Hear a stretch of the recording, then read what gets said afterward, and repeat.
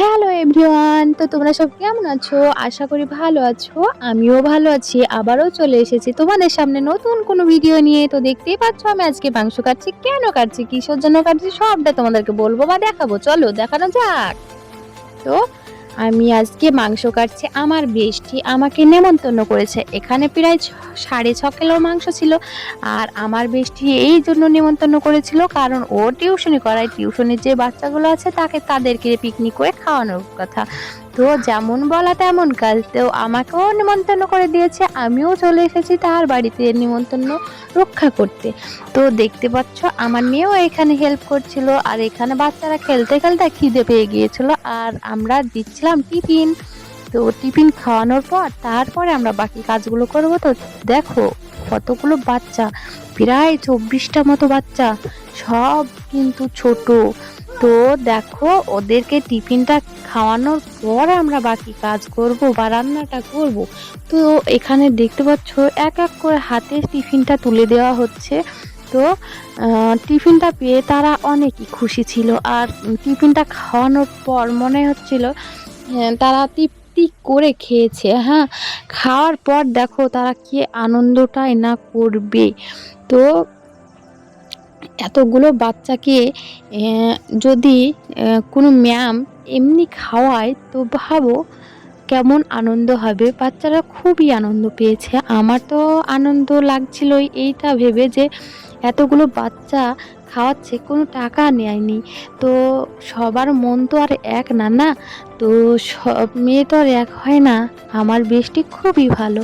তো তার জন্য দেখো সে অনেকগুলো বাচ্চা খাওয়াচ্ছে। তার শখ তার বাচ্চাগুলোকে সে পিকনিক করে খাওয়াবে।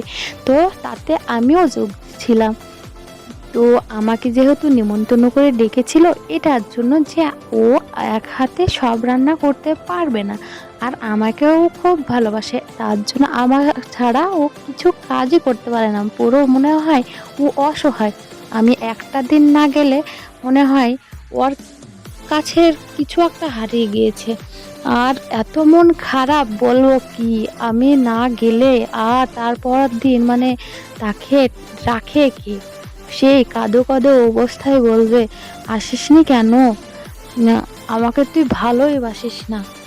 আমি বলি সব সময় আসা হয় না, আমার যেহেতু বাচ্চা আছে আমাকে খুব জ্বালায় আমার বাচ্চা।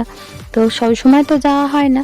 তারপরও ওকে মানে মন বোঝানোর জন্য ওকে যেতেই হবে, একবার হলেও যেতে হবে। এই যে দেখো বাচ্চাদের কি আনন্দ, খাওয়ার পর তাদের আনন্দের মানে কি বলবো, ধরে রাখতে হচ্ছে না।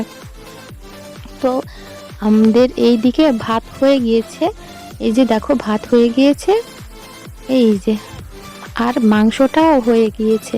মাংসতে ধনেপাতা দিয়ে নামিয়ে নেব। এই যে দেখো, আর এখানে বাচ্চারা দেখো আবারও খেতে বসে গিয়েছে।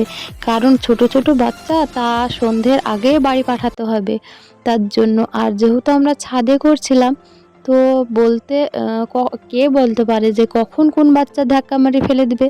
তার জন্য আমরা সেকালু সেকালু সেরে ফেলেছি।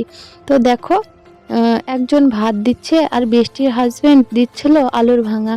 আর আমাকে দিয়েছে বেষ্টি মাংসটার দায়িত্ব, যাতে মাংসটা ঠিকঠাকভাবে দিই।